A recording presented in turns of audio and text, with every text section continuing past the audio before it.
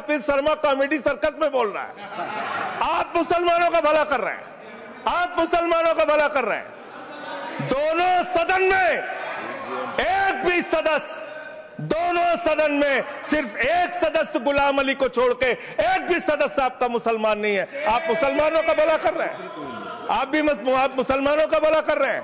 पूरी सरकार में एक मंत्री आपका मुसलमान नहीं है, आप मुसलमानों का भला कर रहे हैं। दो नेता अपने घरों में आपने बैठा दिया, मुख्तार अब्बास नकवी, शाहनवाज हुसैन, दोनों की राजनीति आपने खत्म कर दी। आप मुसलमानों का भला कर रहे हैं, आप मुसलमानों का भला कर रहे हैं, आप मुसलमानों का भला कर रहे हैं। अरे सुनना सीखो पहले। मान्यवर, मैं इनके इस कानून में क्या क्या लिखा हुआ है, क्या क्या कहा है इन्होंने। बैठ जाएं कृपया, गुलाम अली बैठ जाएं। धार्मिक संपत्तियों को ये बिल कब्जा करने की नापाक कोशिश है। इतनी और धार्मिक संपत्तियों को सदन में इतनी कब्जा करने के लिए सदन में इतनी शांति है कि आराम से आप बोलोगे तो आराम से बोल रहा हूं सर। आप बैठे हैं तो आपको देख के वैसे ही आराम आ जाता है। आपको देख के मैं वैसे ही आराम में रहता हूं सर। आप जब है आपका संरक्षण है तो आराम से ही बोल रहा हूं। बोलिए। मान्यवर, धार्मिक संपत्तियों को कब्जा करने की एक कोशिश है। इसलिए इस बिल पर न हिंदू को खुश होना चाहिए, न सिख को खुश होना चाहिए, न ईसाई को खुश होना चाहिए, न जैन को खुश होना चाहिए, न बौद्ध को खुश होना चाहिए, क्योंकि नंबर सबका आएगा। और आज वक्फ की संपत्तियां कब्जा करके आप अपने दोस्तों को देंगे, कल गुरुद्वारे की संपत्तियां कब्जा करके आप अपने दोस्तों को देंगे, फिर चर्चों की संपत्तियां कब्जा करके आप अपने दोस्तों को देंगे, फिर बौद्धों की संपत्तियां कब्जा करके आप अपने दोस्तों को देंगे, फिर जैनों की संपत्तियां कब्जा करके आप अपने दोस्तों को देंगे, फिर मंदिरों की जमीनें कब्जा करके आप अपने दोस्तों को देंगे। आप तो वो लोग हैं जिन्होंने प्रभु श्री राम के मंदिर में भी घोटाला किया। मान्यवर, प्रभु श्री राम के मंदिर के जमीन में घोटाला किया। मैं कागज दूंगा सर, मैं कागज दूंगा। बंद कर दिया मैंने। ये लोग राम मंदिर में घोटाला करने वाले लोग हैं, राम मंदिर की जमीन का चंदा खाने वाले लोग हैं सर। ये लोग 2 करोड़ की जमीन 5 मिनट में 18 करोड़ में बेची सर इन लोगों ने। 16.5 करोड़ का घोटाला किया, 18.5 करोड़ में जमीन बेची। ये राम मंदिर में घोटाला करने वाले लोग हैं सर। मान्यवर, अरे प्रभु श्री राम के नाम का पैसा खाते हो तुम लोग। अरे बैठ जाओ, राम मंदिर का पैसा खाते हो। अरे राम मंदिर में घोटाला करते बैठो। अरे राम मंदिर का चंदा खाते हो। अरे चंदा चोरो बैठो, चंदा चोरो बैठो, चंदा चोरो बैठो, बैठो चंदा चोरो, चंदा चोरो बैठ जाओ। चंदा चोरो तुम लोग चंदा चोरो, चंदा चोरो तुम लोग, चंदा चोरो, चंदा चोरो, चंदा चोरो बैठो। 1 मिनट को प्लीज। चंदा चोरो बैठो। सभापति महोदय Shri Gajendra Singh ji. Sir I am not dealing sir, I am not dealing. सदस्य ने चंदा चोरी किया इन्होंने, राम का पैसा खाया करने वाले प्रभु श्री राम का पैसा खाया सर इन्होंने। राम मंदिर का विषय, राम मंदिर में चंदा चोरी किया इन्होंने। चंदा चोर है सर ये लोग। इन्होंने प्रभु श्री राम का चंदा खाया। कृपया बैठ जाए। चंदा चोरी किया सर। कृपया बैठ जाए। राम मंदिर के संबंध में सर राम मंदिर के संबंध में कहे गए सभी शब्दों को मैं कार्रवाई से निकाल रहा हूं, कार्रवाई से निकाल दिए। 2 करोड़ की जमीन 18.5 करोड़ में खरीदी इन लोगों ने। 2 करोड़ की जमीन अयोध्या में 18.5 करोड़ में खरीदी। मान्यवर, कृपया मेरा टाइम बचाया जा सर। मान्यवर टाइम पॉज कीजिए सर, टाइम पॉज कीजिए, बैठाइए इनको। Point of order allow sir. I am not dealing sir. Point of order Bhupendra Yadav, please sit down.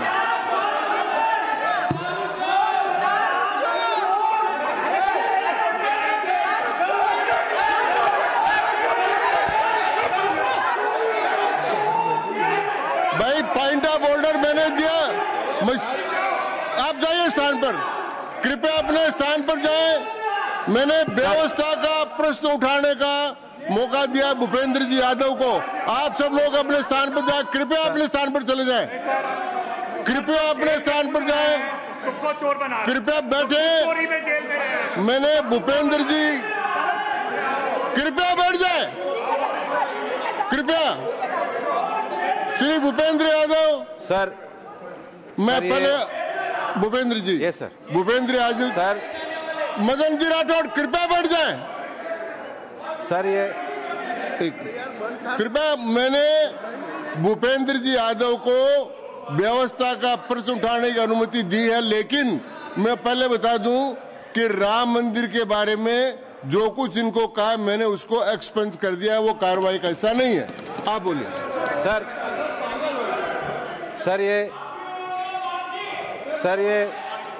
Sir ये सदन का उच्च सदन है। रूल में बता देता हूं, रूल 238 और 240। आप 238 और 240, 238 and 240, you read it sir.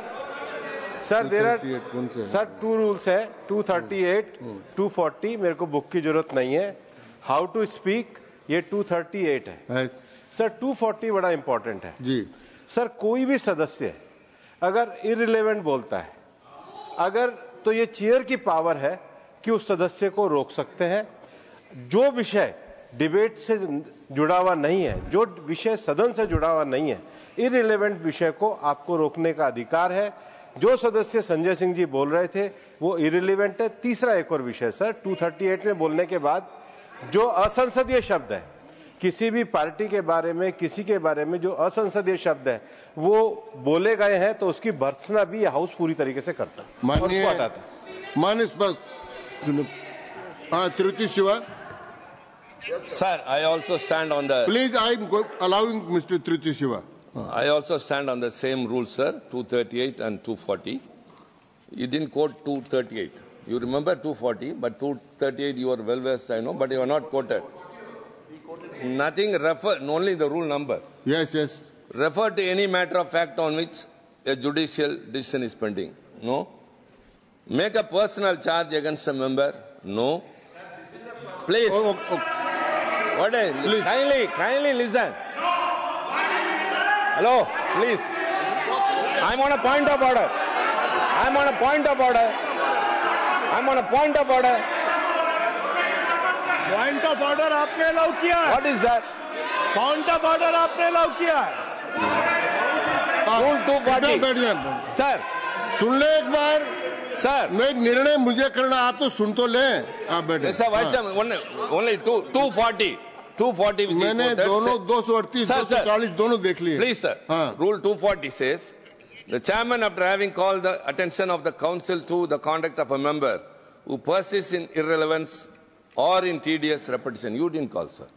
Whether it is irrelevance or repetition has to be decided by the chair. So, the chairman. आप सुनो ना भाई, please. Hello, please. I am speaking to the chair. Please do. I am speaking to the chair. इधर देखिए ना। Sir, it is we leave it to your discretion and decision, sir. Yes. And not it is repetition or irrelevance can be decided by any other member, sir. Only you, sir. Okay, thank you. मैंने श्री भूपेंद्र जी यादव ने 240 में ये और है कि अगर कोई दूसरा सदस्य भी किसी सदस्य के इररिलेवेंट डिबेट को सपोर्ट करता है तो उसको भी डिबार करना चाहिए, आपको शिवा को भी करना चाहिए। अब एक सेकंड, मेरी व्यवस्था यह है कि 238, 240 के अंतर्गत मैंने ऑलरेडी जो असंसदीय शब्द थे वो और राम मंदिर के बारे में, क्योंकि ये विधेयक की परव्यू में नहीं आता है, इसलिए मैंने राम मंदिर के बारे में इनके लगाए गए इलेक्शन और असंसदीय शब्दों को कार्रवाई से निकाल दिया। धन्यवाद। मान्यवर, आपने कहा कि इससे आप पिछड़े मुसलमानों का भला करने जा रहे हैं। सुनने में बहुत अच्छा लगता है कि आप पिछड़े मुसलमानों का भला करने जा रहे हैं।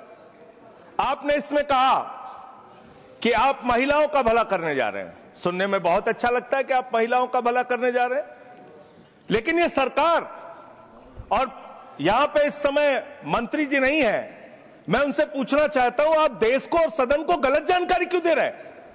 मानवर, 2013 के वक्फ बिल में जो भारतीय जनता पार्टी की सहमति और सहयोग से पास हुआ, उसमें भी महिलाओं के लिए आरक्षण था। मना कर दीजिए कि नहीं था, मना करिए कि हम गलत बोल रहे हैं। मान्यवर मंत्री जी ने कहा 1 करोड़ सुझाव आया। मैं आपसे पूछना चाहता हूं, कितने करोड़ ईमेल आए, कितने करोड़ पत्र आए, कितने करोड़ सुझाव आए, पूरे देश को जानकारी दीजिए। और मैं आपको दावे के साथ कह सकता हूं, जब पूरा सच सामने आएगा तो देश को पता चलेगा कितने लोग इस बिल के विरोध में थे, कितने लोग इस बिल के समर्थन में थे। मैं जेपीसी का सदस्य था मानवर, मैं कह रहा हूं आपसे लाइए। और आप पिछड़े मुसलमानों का भला करना चाहते हैं, मैं आपसे हाथ जोड़कर निवेदन करता हूं, विनती करता हूं, और हमारे जो मित्र उधर भी हैं, अगर आप मेरी बात से सहमत हैं तो समर्थन करना। समाज में छुआछूत को, बीमारी को मिटाने के लिए चलिए उठाते हैं कदम, और अगले सत्र में एक बिल लेके आइए। जितने भी हिंदुओं की कमेटियां हैं, ट्रस्ट है, बोर्ड है, उन सारे ट्रस्ट और कमेटियों में 80% आरक्षण दलित, आदिवासी और पिछड़े हिंदुओं को दीजिए। मैं समर्थन करूंगा आपका, माला पहनाऊंगा आपको। आप पिछड़ों का भला करने की बात करते हैं, आप दलितों का भला करने की बात करते हैं। आपकी मातृ संस्था आरएसएस 100 साल तक आपने एक भी दलित, पिछड़ा और आदिवासी, एक भी महिला को आज तक आरएसएस का प्रमुख नहीं बनाया।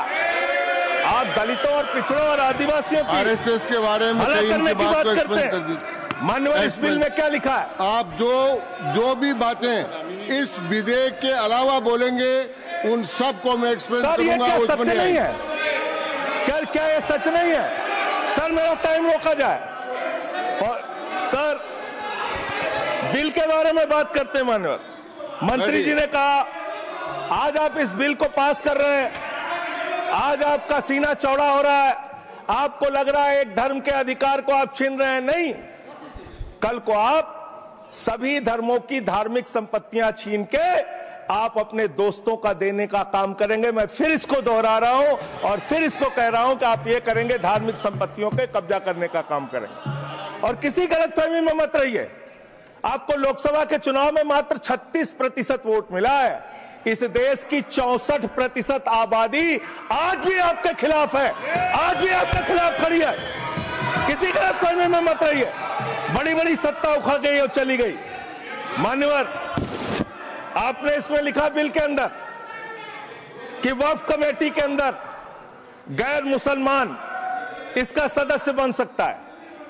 आप क्या गुरुद्वारा कमेटी के अंदर गैर सिख को मेंबर बना सकते हैं? क्या ईसाई कमेटी के अंदर गैर ईसाई को सदस्य बना सकते हैं? क्या बौद्धों की कमेटी के अंदर गैर बौद्ध को, क्या जैनों की कमेटी के अंदर गैर जैन को आप मेंबर बना सकते हैं? और इतना ही नहीं, क्या आप हिंदुओं के ट्रस्ट में, मंदिर के ट्रस्ट में आप क्या गैर हिंदू को मेंबर बना सकते हैं? नहीं बना सकते, नहीं बना सकते। आप एक झूठ फैला रहे हैं देश भर में, देश भर में झूठ फैला रहे हैं। आप कह रहे हैं ये मैं पढ़ रहा हूं राम मंदिर का, सर, राम मंदिर ट्रस्ट। झूठ शब्द असंसदीय है, जो असंसदीय शब्द उनको निकाल दीजिए। सत्य से परे, सत्य से परे। सर ये प्रभु श्री राम के मंदिर का ट्रस्ट, मैं इसका समर्थन करता हूं। नहीं, आप सर मैं इसका समर्थन कर रहा हूं। ये सब्जेक्ट नहीं है सर, समर्थन कर रहा हूं, सुन तो लीजिए।